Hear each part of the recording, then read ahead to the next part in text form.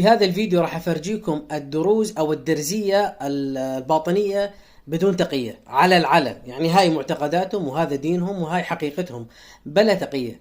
تقية اظهار عكس ما يبطن، يعني يظهر لك انه مسلم لكن هو يبطن غير شيء نهائيا.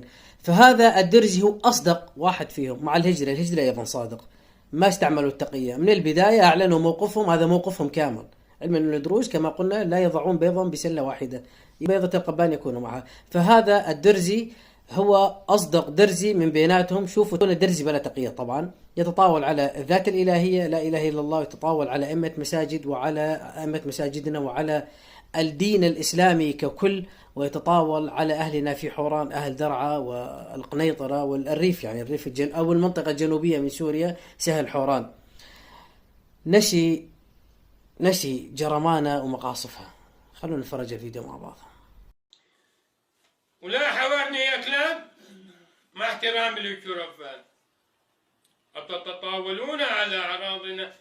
إن حذاء وكعبة دربية أشرف من أشرفكم، أشرف من أئمة جوامعكم، أشرف من دينكم الإرهابي الداعشي، أشرف من ربكم الداعشي الذين تقتلون باسمه، وليس هو الرب الإله الحقيقي. الإله الحقيقي أنتم لا تعبدونه أيها العندال، سندوسكم. نسيتم أنتم وما زلتم تبيعون أعراضكم في مخيمات الأردن وأنتم في كل مكان، بيع نقاح الجهال، بيع المتعة، بيع الفراري، بيع الاستملاع، بيع المسيار، وما زلتم. هو عليكم مولاه، نحن وإياكم والزمن طويل.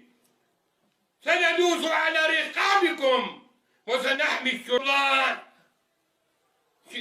بيع المسيار، وما زلتم. هو عليكم مولاه، نحن وإياكم والزمن طويل. سندوس على رقابكم وسنحمي الشرفاء منكم يا أندال. الإصبع على